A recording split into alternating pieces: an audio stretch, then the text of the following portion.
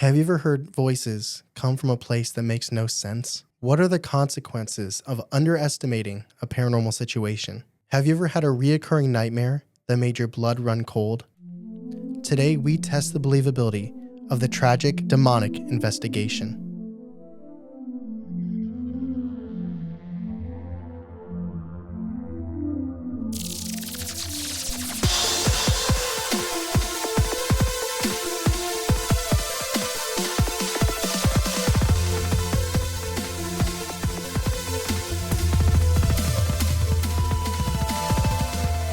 Welcome to Believing the Bizarre, Where we dive into the unknown and the unusual. and tell you whether or not we find it believable. That's right. Happy Tuesday. Welcome to another episode of Believing the Bizarre. That's us. That is us. Welcome back, everybody. I was just actually thinking recently, there was a time period where it felt weird to be associated with that name versus like our previous podcast. Oh, You know what I mean? It's Yes. like if you're acting in a movie and you're like, it's Harry Potter, but when you're Daniel Radcliffe and you're in a different movie oh, and you're like, but he's Harry Potter. Like it takes time for that. Like yeah. now obviously Oh, yeah. It's much. you have a tattoo now. Like, yeah, no, we're owned. I'm excited. We got 2 listener submitted stories. I'm gonna give a little warning. I'm not gonna give like a specific trigger warning here. I'm just gonna say that things get a little heavy in the second story. So if you're looking for fun, uplifting, light, we have 260 some episodes, and there's plenty. Next week will be What would you Very recommend? much along What would those you lines. recommend if somebody wanted a light episode of ours? Where should they go? Flatwoods Monster. It's pretty old though. That's like our go-to. I yeah, know. I know. We just forget the last 200 episodes. It's the It's first all 60 that blanks. stick. Because I would have said Antonio Villas-Boas, and You that's know what? episode like 17. Ancient Cold. It's pretty fun. Is it? I don't Yeah, remember. it's a fun one. So before we get into the episode, I want to thank our news patrons, Luke and Felicia. Thank you so much for joining our Patreon, supporting the podcast.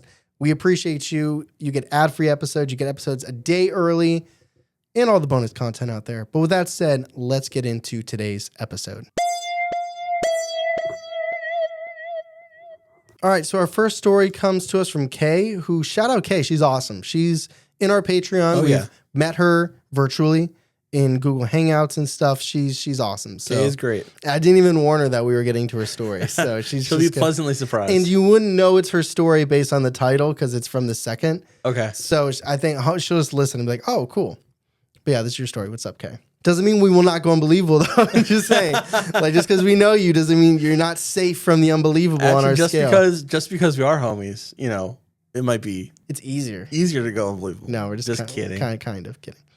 So Kay and her family, which consisted of her parents, her older sibling, and her younger brother, strongly believed that their house was haunted. And she grew up in a suburban neighborhood in Pennsylvania near us.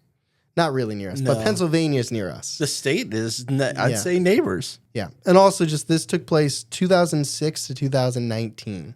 It's a big stretch. So when they moved, like it Yeah. literally was like until they moved. Yeah. So the house that they lived in was built in 1968 and they lived there again until 2019. So it's just recently that they left.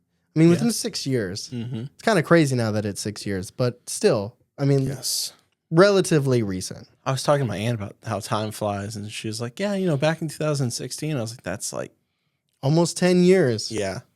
So she provided us with a collection of experiences that happened to her, her parents, and her siblings. And there is a blueprint, and I'll just give it the good old reliable blueprint. Fast forward. No, I'll quote it. Quote, to give a small layout of the upstairs to aid in the story, the stairs from the living room led to a very small landing. On the left side was a bathroom and the door to my parents' room. On the right was a closet in my bedroom, which was right across from the parents. And straight ahead was the bedroom that both of the siblings shared, unquote. We're all there. I think I follow. It's not so bad. Not bad at all. It's a house. She's like, the bathroom was over here. It had a picturesque tile platform, and then there was a shower. Just details, just will never come back. Typically 2 rolls of toilet paper. Sometimes you forgot there'd be one. Yeah. But, you know, at least 4 ply. 4 ply. Also, she does, well, we can just talk about Kay. She makes vases and stuff, pottery. So there's probably cool pottery. Probably all over the place. So Kay acknowledges that her parents often called them being all the siblings, to come downstairs for things like dinner and chores, etc. And based on where her room was at, it made sense that she would easily hear the parents calling. So for the 13 years that she lived there, one paranormal occurrence that happened countless amount of times is Kaye would be in her room by herself doing whatever, games, homework. Faces. And she would hear her mom, specifically her mom, clear as day, call out for her. And it didn't sound distorted. It didn't sound unusual. It literally sounded like her mom calling for her. And it was always her mom's voice. And it was always Kaye's name. However, Kaye would go downstairs, find her mom, and ask her, what did you need? And her mom would always say, I didn't call you. It wasn't me. I don't know if she specifically said it wasn't me because that's implying that it was someone else. Shaggy got involved. Huh? Shaggy? It wasn't. Heard you calling from my bedroom. So that's like diving into mimicry. That's such a mimic thing. Yeah, I don't want to say doppelganger because you're not seeing anything. No, but it's mimicry for sure. And that's just... I mean, at what point do you hear that your name called and you just text? I'm not going to leave my room. I'm going to text my mom.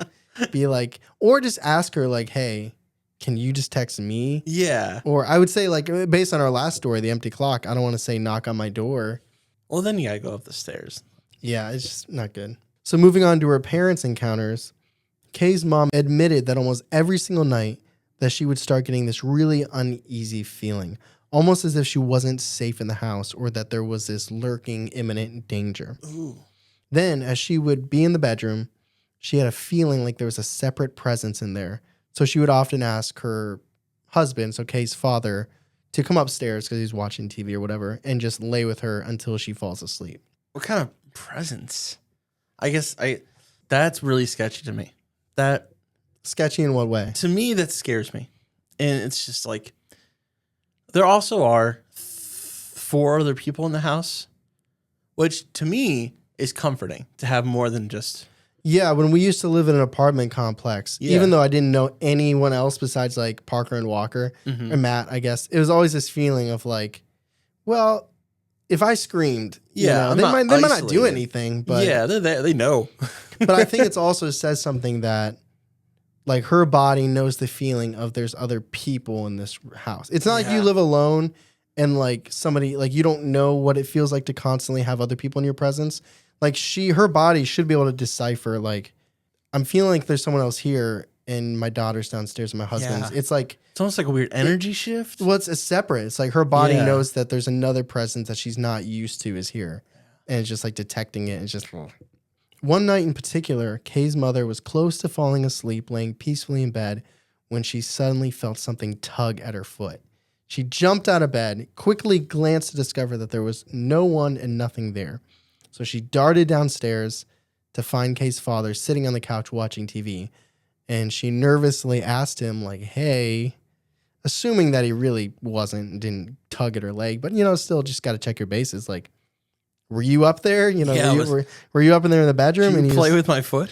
And he said, nope, he was down there watching TV the whole night. It's like, the Eagles are going to make it. The Eagles, that's what I was thinking too. Saquon Barkley. No, this is... he just backflipped over a guy. No, dude, this is 2019. This is Nick Foles, like 2018. Oh, yeah. We're about to beat Tommy in the Super Bowl. Shout out Eagles, I guess. I don't care. I don't like Sirianni. No, I know you feel feelings about the Eagles. This whole podcast could shift into Sirianni. I guess he's won a Super Bowl. So what can I say? He shaved his head and everything went uphill. Anyway, that's for like 4% of you out there. Sometimes Kaye's mom would wake up with the covers like higher, like not like she pulled them up, but just like all the covers were just like higher up by her neck. Okay. And she would feel something touching her leg. And at first she thought maybe while sleeping, she was like rustling around and moving the sheets. But since moving in 2019, this has never happened. Steen's got a foot fetish. I guess. Just Kaye's mom. Rex Ryan. Feet finder for Kaye's mom. On a separate occasion, there was a night where Kaye's father jumped out of bed, waking her mom in the process, and he grabbed a nearby baseball bat. I know what city they lived in or where they lived, so maybe that's why they had the baseball bat. But I don't know if it was paranormal reasons. Dude jumped out, grabbed a baseball bat. Kaye's mother obviously just woken up, stirred awake, confused, and her father just shouts, "Who the fuck is out there?" Oof. And when he settled down, after extensively searching the home, he told Kaye's mom that he woke up in the middle of the night, looked to the side of the bed, and he saw someone staying there next to him. Oh no. And he could feel the shadow person touching him. It didn't say where, probably his feet. Ah! So despite the search, they came up with nothing. Is They it better or always worse? probably better, I guess. But just constantly, if you think that there's human there, then it's worse. Yeah. Like if you don't think this is paranormal, it's worse. Because then if you're thinking like squatter, Yeah. like those stories where someone's living in your house, if you think it's that, then this is worse. But if you truly believe it's paranormal, sometimes it's better to not know. It's like when you see the monster in the movie, it's like, ugh. Yeah. But they just continually felt like there's a presence. In that room specifically. The whole house, but that house. room, and well, for her mom specifically, laying in bed, trying to relax. And then that same room, obviously the bedroom that her father saw someone. Yeah. We just made a post about the feet touchies. We did. So the final encounters are from Kaye's siblings' perspectives. So her older sibling, who she kept anonymous as A, and her younger brother shared a room. Now, oddly, their closet had an entrance to the attic ceiling, which I assume was kind of like the drop down in like Sinister or Harold. Or even just like yeah, I think it was. I don't think it was a drop like down with stairs. I think it was a panel. I think she actually said it was a panel. But the attic wasn't really an attic. It couldn't support much weight. There wasn't enough room to store stuff. It was just like extra room. Air is an air pocket. It was just there, I guess. That's kind of how the attic was in my mom's house. Ghost Airbnb. Here's the space. There you go. You know what? Extra $300, you know. So A told Kaye that they often found the entrance to the closet ceiling cracked or wide open, which is completely unsettling because obviously they never went up there. There was no use for the space. And since there was no use for the space, they're pretty confident that their mom and their dad weren't going up there because why? Right. So it's just, you have your closet and you only seen this when you're like in your closet, you're looking around and you just see this entrance to this cramped attic space jarred open a little bit. But why? Why would it be open? Could it be an animal? I hope not. Well, actually, I hope. Yeah, I hope there's a squirrel living up there. I don't know. That's where I keep my nut collection. I like a nice little breeze. I like your squirrel. I like your squirrel. A also claimed that they used to hear what sounded like children playing in the attic. And parents, if you're listening, skip forward like 30 seconds until the children are not around. They also believed in their young age that they could hear Santa Claus up there. And they were like convinced that the rustling, the noises, everything they heard above them was Santa Claus. Okay. When in actuality, spoiler alert, trigger warning, there is no Santa. What? But they were hearing something up there that they were mistaking for Santa. It's kind of like the most innocent twist on a paranormal. Was it jingle bells? Was it reindeer prancing? If you're 9 and you hear footsteps, you're going to think it's Santa. You hear an old man go, har, har, har. What the? Oh, I hate squirrels. So one specific encounter. Wait, back up. Like, Santa Claus just all year? No, around Christmas. Okay. That makes sense. Around Christmas time, they thought it was Santa. Yeah. Because they heard so much noise up there. Ooh. Or maybe his elves were playing instead of children. Oh, I don't know. That's cute. She didn't say that. I'm just I like that. I like that twist. It's nice. One specific encounter that Kaye was told was that while her sibling was sleeping, their arm was hanging over the bed, and never a good thing, especially in a haunted house. And A was awoken to their hand being tugged, jerked, and so A jerked their hand back. A few seconds later, the lamp closest to their bed fell over, and they heard feet scampering away into the closet. Meanwhile, her youngest brother was fast asleep in bed, just chilling. I hate that. Those clothes are gone. I'm never going in there again. I'm a sim. I'm a cartoon character. These are my clothes. Same clothes forever. Ever. Or I'm one and done in clothes. You wear them, you throw them out. Yeah. Or the laundry away. Never. Or you just, I guess a lot of guys do this. You got that chair. Oh yeah. And it just like piles up, and you pull from the chair.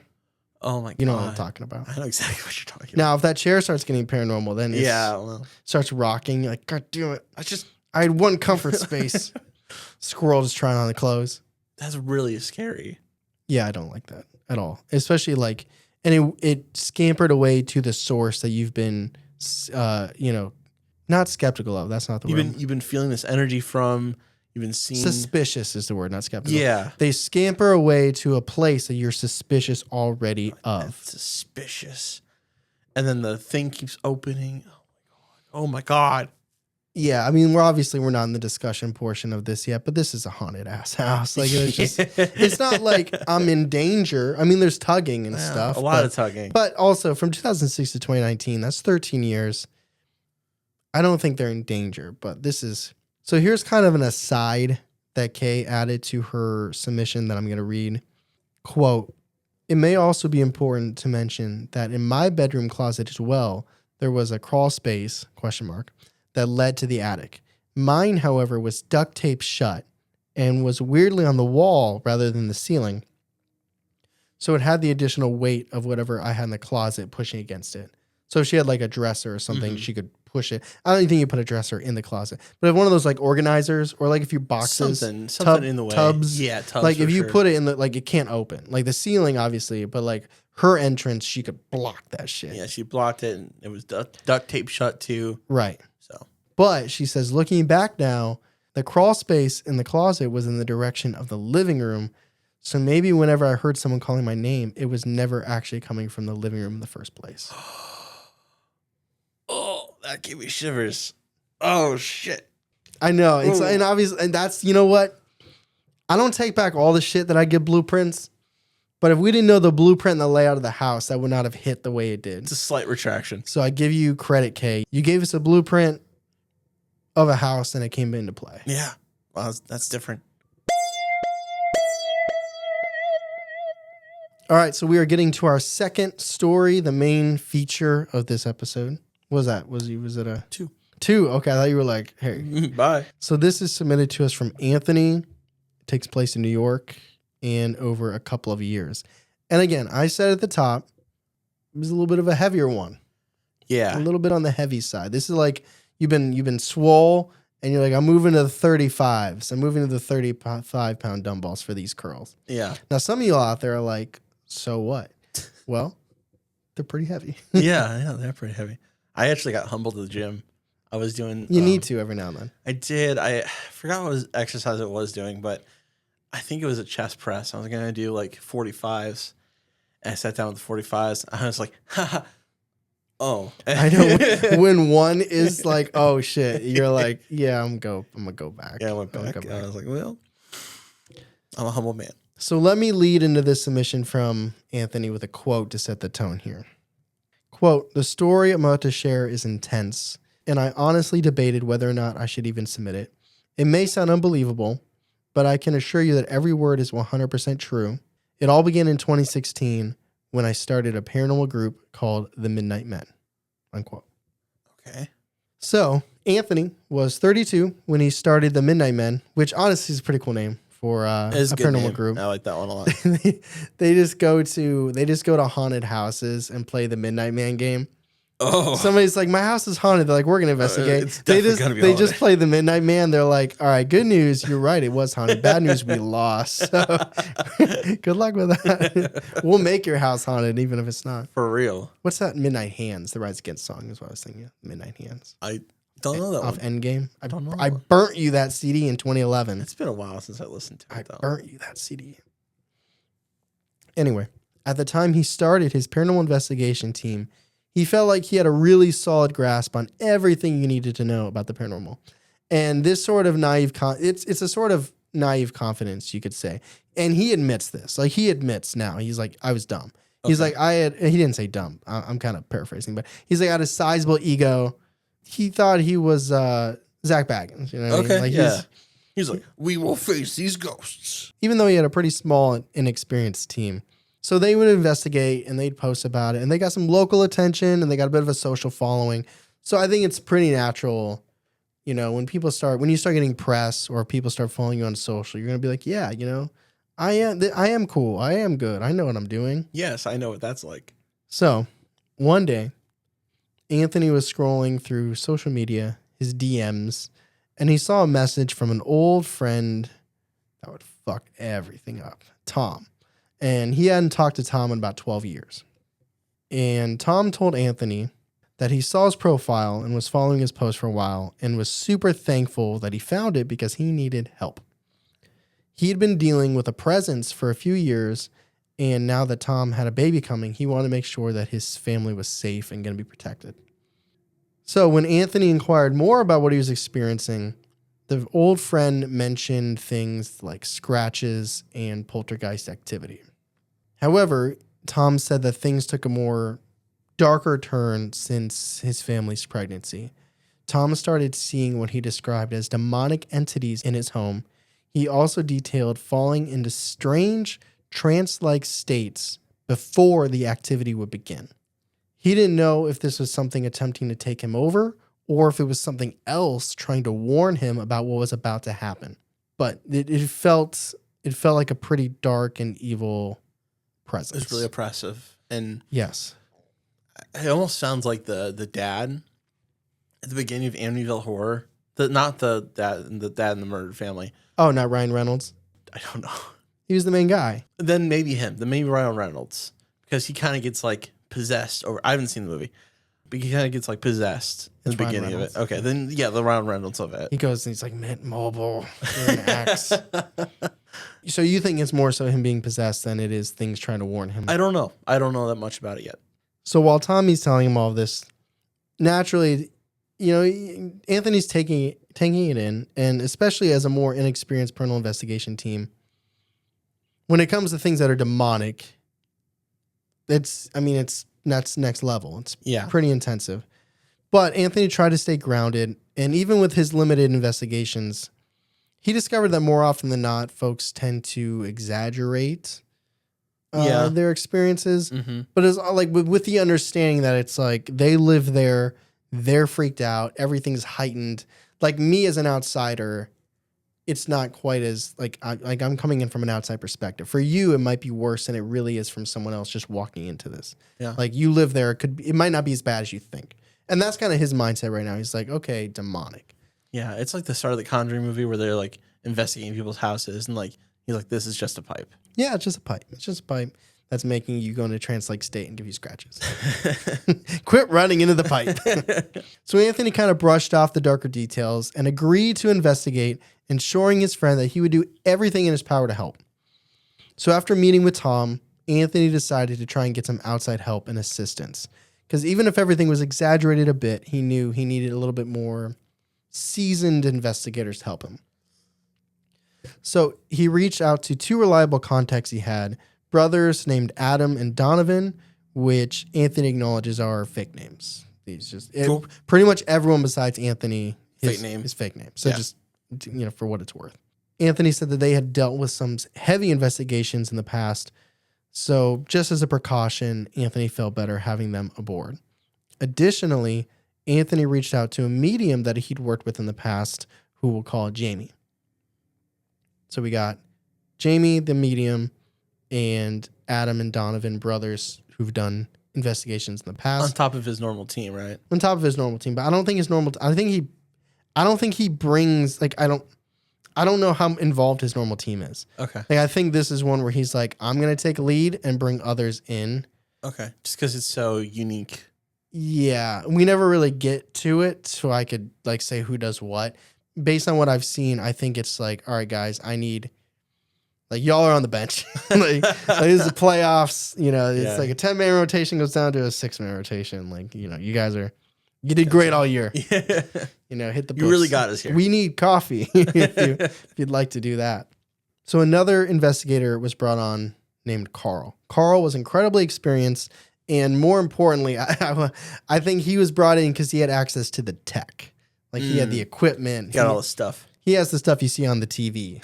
He brought in Carl because he's got all the toys. So Anthony arranged for Tom to meet with the team so that they could get familiar with him, and so Tom could give them the first-hand encounters, so it's not like a telephone, and so they can get a feel for everything.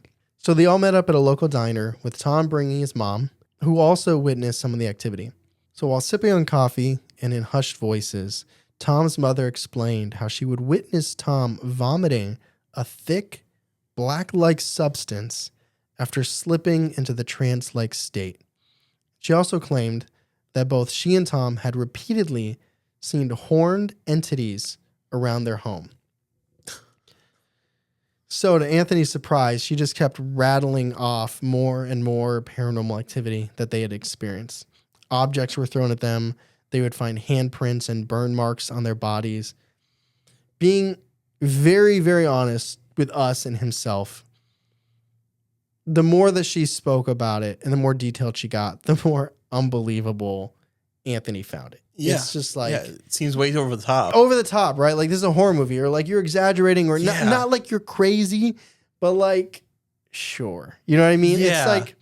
Well, I just want to stop you at like vomiting black goop. You're like, what the fuck? Yeah, I mean, like even to a certain extent, like if Charlie and I got a submission where like the person themselves was saying that, there'd be honestly, we're probably like, or like, you know, when you, okay, I'll make it less removed from like our listeners.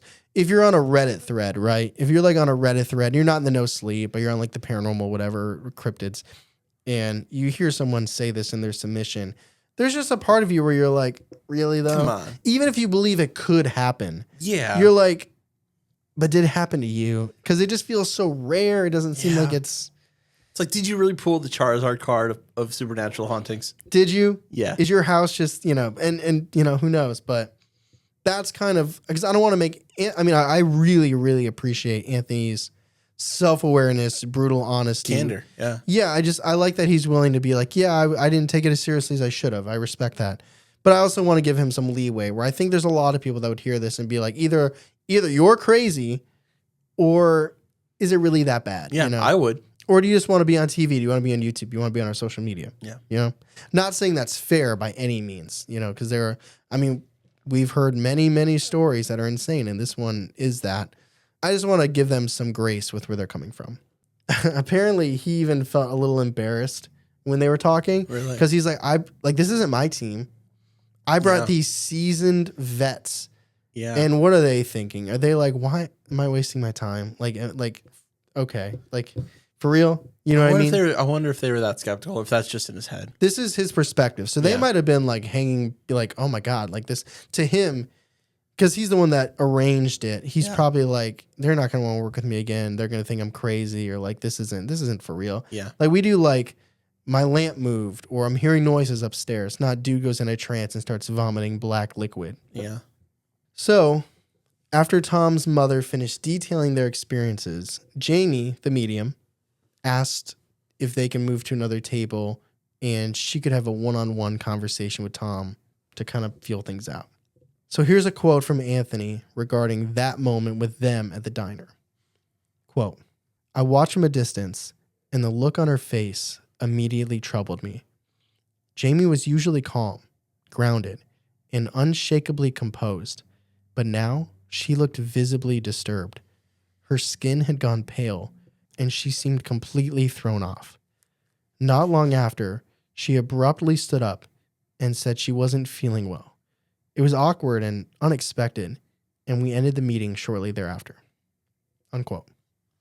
Wow. So the next day, Anthony tried reaching out to Jamie to figure out What happened? What was said. And it kept going to voicemail. She wasn't calling back, which was very, very much unlike her. So when he finally got a hold of her, she just flatly told him, like, I'm not a part of this. Like, I don't want the smoke. I do not feel comfortable being a part of this investigation. And Anthony was shocked. He's like, what? And Yeah. And when he asked her why, or like what she had told him, she said she believed that someone from Tom's past placed a curse on him, or possibly, potentially unintentionally, gave him an attachment. Oh. And whatever it was, she said it felt absolutely demonic and more powerful than anything she'd ever encountered before. And beyond that, Jamie actually encouraged Anthony and everyone else to walk away. Wow. Like, just like, I'm out, but you guys should be out. Also, you Like, should be out. entirely. Like, Well, she was sympathetic to So Tom's what's situation. Tom gonna do then? She was sympathetic to his situation, but she just very matter-of-factly told Anthony, like, there's nothing an investigation's going to do. It's there. feel like you can't handle this. Well, it's just like the investigation is to see if there's something there. She's like, there's something there. Like, you don't need to go there and set up your cameras and do the EVPs to see, is there something here? She's like, there's something there. Okay. And I understand that. you're not going to help them. And by going there and giving it this attention, you're just going to make it stronger. So she's like, just skip to the end, get to the priest. Yeah, basically. It's like, that's a good way of putting it. 'Cause it's not quite, let's abandon Tom. It's, I don't think we need to investigate. If you look at purely what an investigator does, she's like, and another point, just if we go there and we give it all of our energy, all 5 or 6 people giving it all their energy for a whole night, she's like, that's just gonna make it worse. That's like an all-you-can-eat buffet from Vegas right there for that demon. He's like, all right, tie the bit. Let's like, go. Well. So naturally, this was a lot to take in. But at the same time, Anthony had his ego and his doubts about the situation and just chalked it up to things being overblown. He took it in stride and just assumed, like, okay, Jamie probably just doesn't want to be involved in this case. Maybe she feels awkward or embarrassed to say she wants out. So this is like her way of forcing the situation instead of just saying, like, I want to step away. But apparently he also said, which he doesn't believe this to be the case now, but at the time he did, that when they were talking about Tom's case, apparently Jamie brought up another case that was happening across the state in New York. And it felt more like an adventure than like an investigation. Like maybe it wasn't as scary. It was more like cool. And so in his mind, he's like, she's trying to get us to drop this case so that we'll go and jump on that case. Oh, so it's twofold. It's either like she doesn't want to do it anymore, so she's using this as an excuse, or she wants all of us to drop it, so we have nothing. And she's like, well, we might as well go to this one that she wanted to do originally. That's what he's thinking. That's what he thought at the time. That's what he was thinking at the time.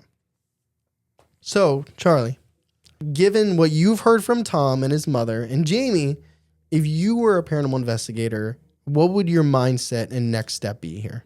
If I was a paranormal investigator and an inexperienced one with an ego. Well, no, I'm just kidding. I would probably, just based off what Tom's mom said and Tom said, I would want to do the investigation very badly because I'd want to either validate or disprove what was going on. But going off what the medium said, the person who can sense the energies and almost has a better understanding to that, does have a better understanding to that world, I would be a lot more hesitant to do it. That's what I would do. So you just said, well, I'd want to do it, but I don't know if I would do it because she said not to do it. So would you do it or would you not do it? I don't know. I don't know what I would do. It's hard to know. I feel like I'd almost be scared off from the medium. I probably would be. Because it makes sense. Like, probably what I would do would be try to help Tom any way I could outside of getting, like, me investigating it. Yeah. No, you look for those, like, but then again, it's higher like power authorities. We don't have the relationship with Jamie that he does. Like, if he's truly thinking, I'm using this as an excuse to get us on another case, maybe we're taking what Jamie's saying at face value. He obviously didn't. That's true. So there's relationship. Well, he sees an alternative motive. Which we don't. We're so far removed from this. You know what I mean? Yeah. So regardless of what Anthony believed the reason to be, there was no convincing Jamie of anything. And she didn't just walk away from the case. Like, she cut ties, blocked, numbered, unfollowed on social media. Just it was a completely severed relationship for years. Just burn the bridge. Strange reaction, but everything up to this point with Tom had been strange. So he was just trying to take things in stride. So the next morning, when Anthony woke up and he walked to the bathroom, he noticed something strange. A scratch on him. Oh my God. Just a small scratch. Dude. But noticeable enough on his collarbone. Oh my God. And he didn't think much of it. He's good at taking things in stride. Yeah. He, he's like, maybe I did it when I was sleeping. It is what it is. But the next morning, he woke up with a second scratch.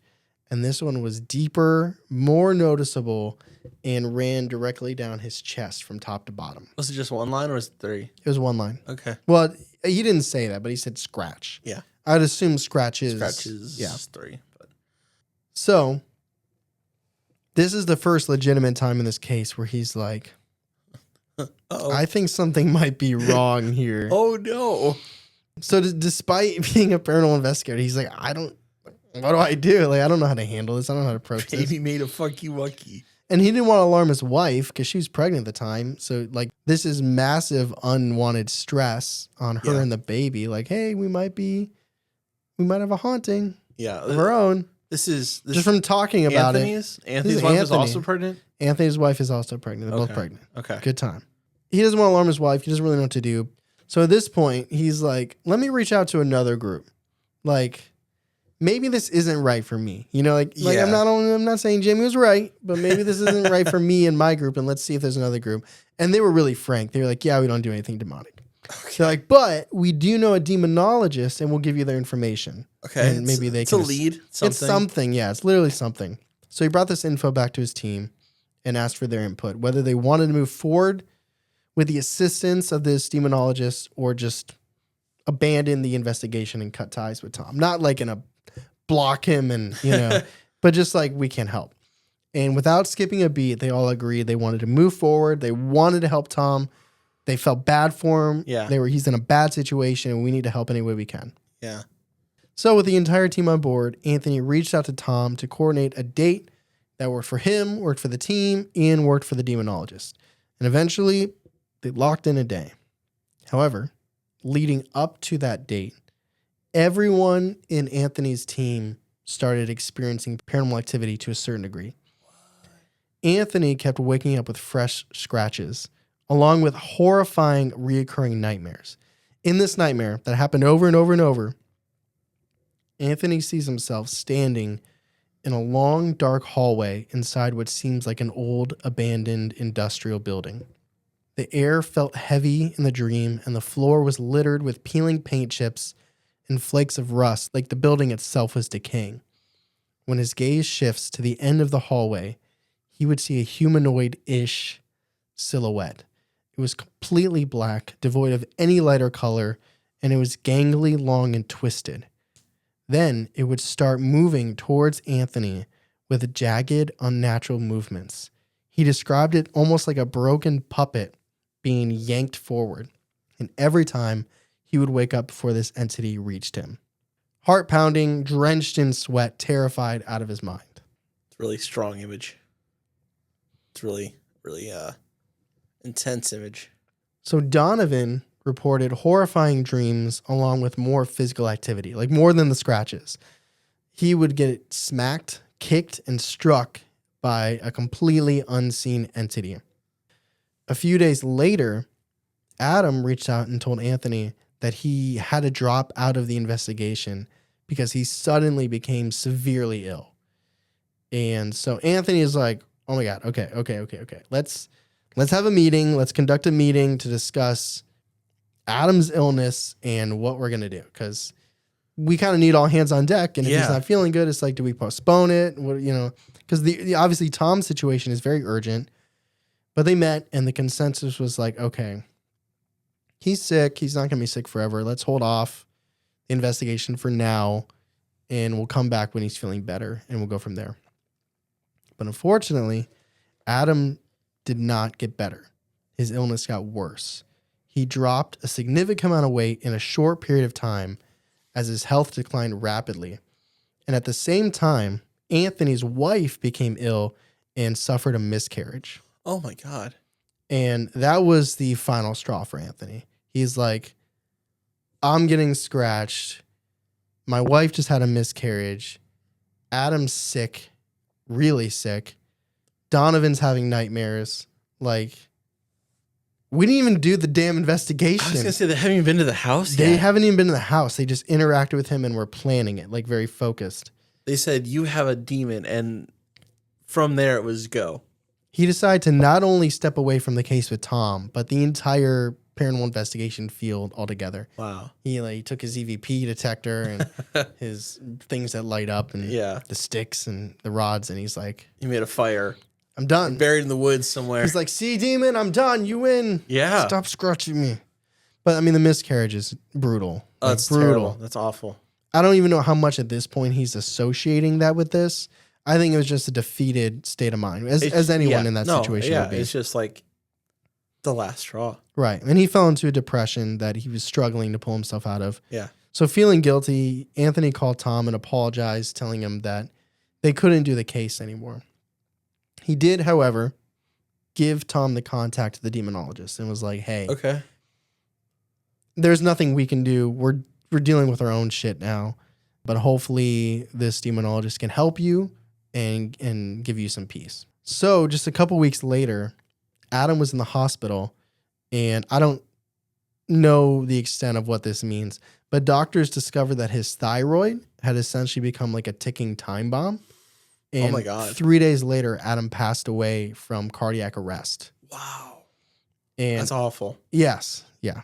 And Adam's death sent like a wave of grief and shock over Anthony and the team.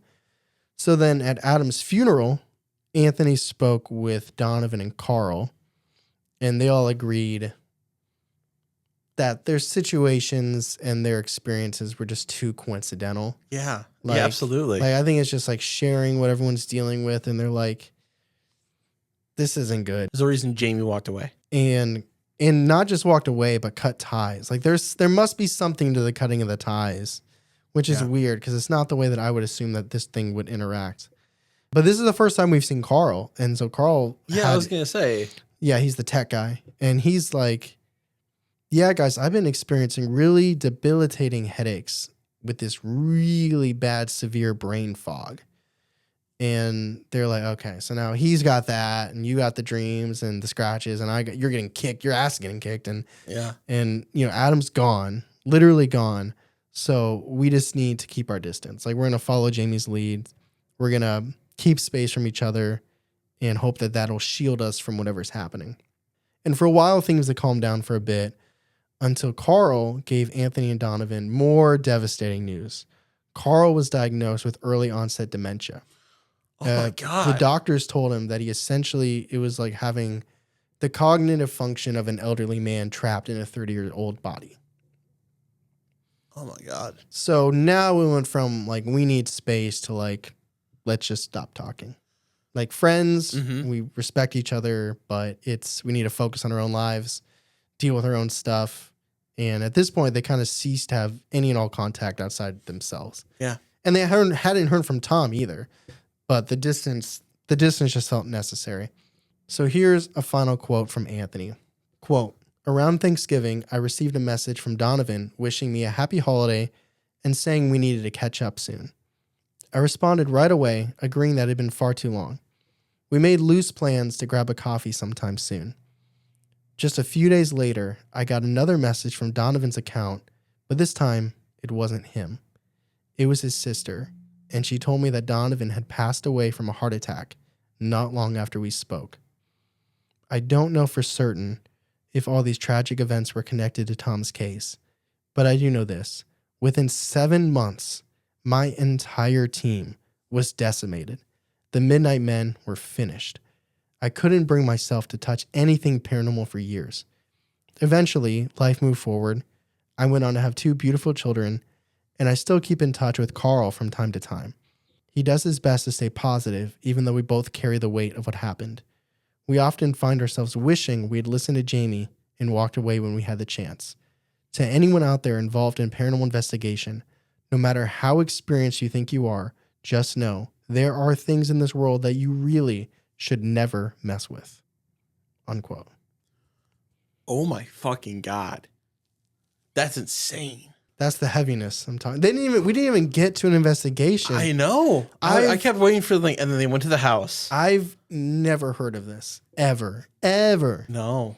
Of something wiping people out that it didn't even interact with, unless through Tom. But must have been. It must have been. I want to know what happened. Okay. This is so wild and not even plausible.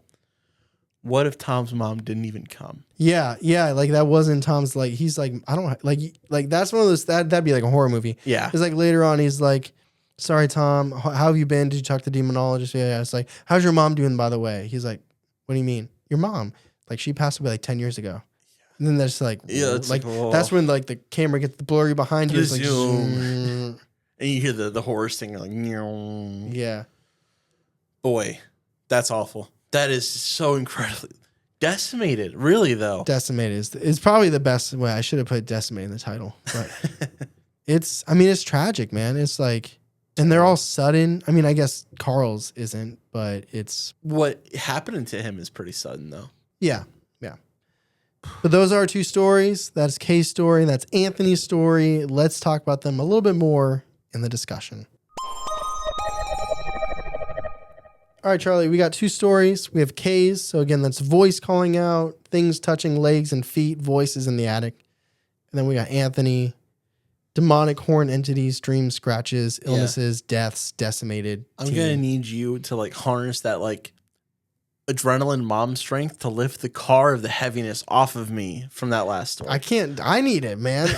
You asked me today. You're like, when did you take Magic Mind? And that's not sponsored right now. I mean, they are, but they're not. Like, I literally took 2 Magic Mind today from this morning and one a caffeine-free one. They're like, this is a weird way to work in the. this is legitimately true. I did take 2 of them today, but Charlie's like, when did you take it? Because I think you might take another. You seem kind of.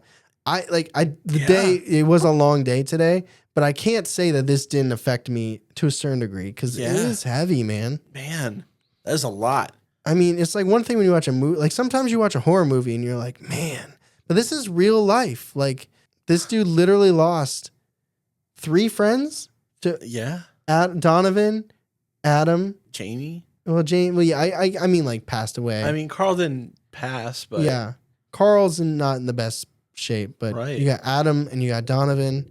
Jamie is no longer around. Tom, who knows, dude? Whatever Tom's dealing with, like, let's go to the top. Let's go to Kaye. Yeah. Okay. All right. Kaye's story. I don't know. It's pretty light compared to what we just talked about. It's okay. I mean, it's scary. It's still spooky. Oh yeah, Kaye's house. I think you said it is very haunted. It was because they left. Thank goodness. Yeah, it's a very haunted house. I love the end part of the caveats, like where like it could have been coming from the attic or the crawl space, wherever where she heard her voice. Never from the living room. It makes kind of sense because I feel like ties the whole thing. Other people would hear it probably. We just had that discussion with the knocking. We did. Unless they can determine who can hear what they're doing.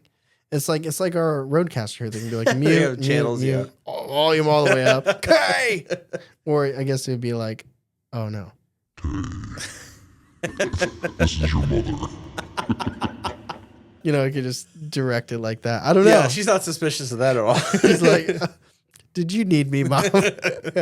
Her mom's like, no. Yeah. I'm just kidding. I'm sure your mom's a lovely woman. Yeah, no, that's funny though. It's a haunted house. I'm glad they left. I'm glad no one got hurt. Like getting tugged and touched.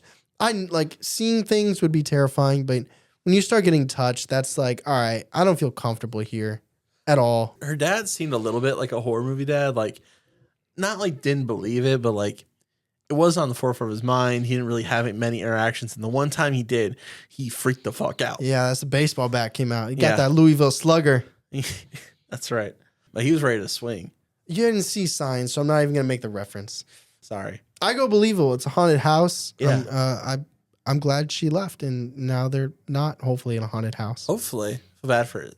The siblings situation with, like, the arm tug and then the scamper to the closet. You're just like, oof. I know you're in there. I would buy You're not Santa. Buy a nail gun and just... Where do you go?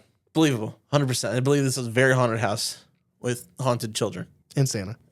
All right, so now we got Anthony's story. I think the deaths are deaths. Obviously, we can talk about how connected we think they are. But let's talk about it from more of a broad way. Instead of like, can a demon make you get early onset dementia? Like that's getting really granular.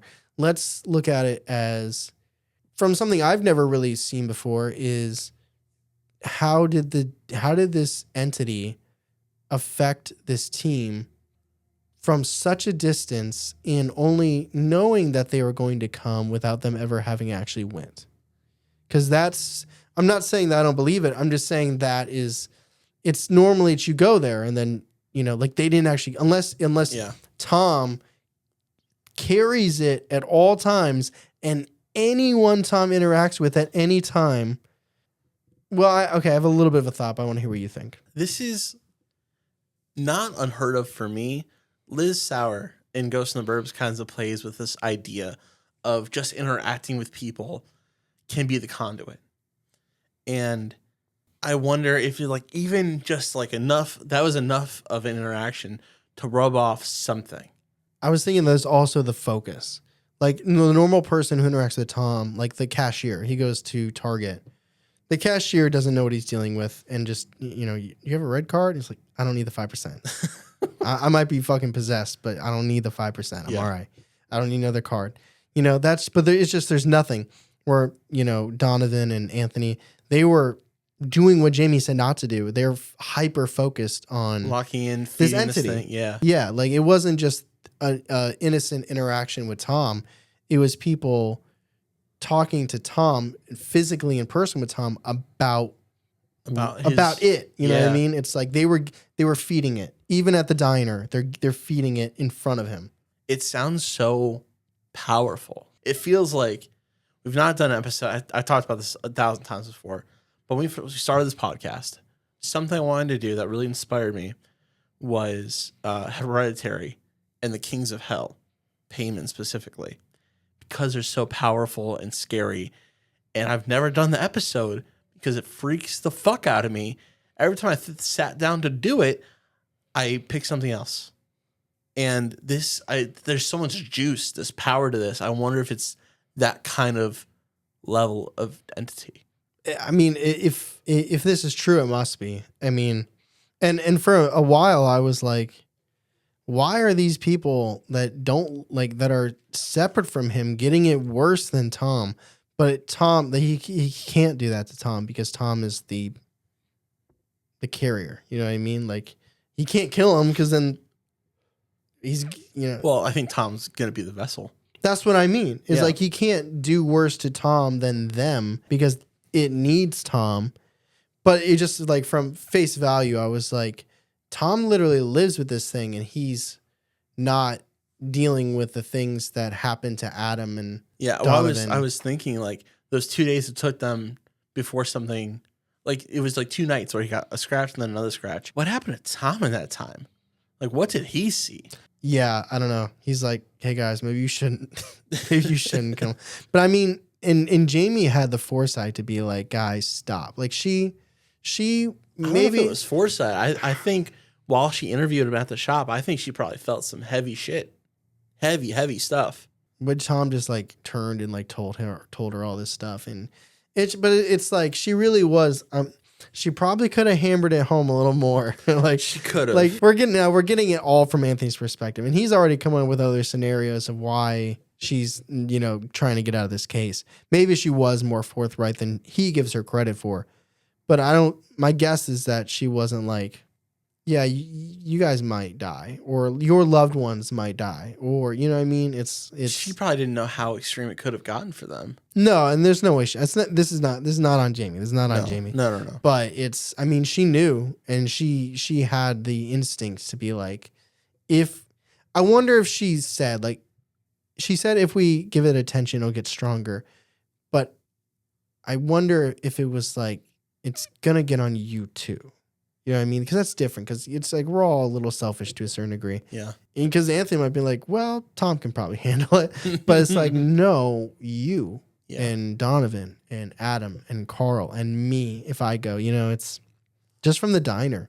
The mother thing, I do believe it was his mom. Yeah, probably. But it's so horror movie and like twist. I go viable just because it's a lot to just immediately go believable. Just interacting with Tom caused all this stuff.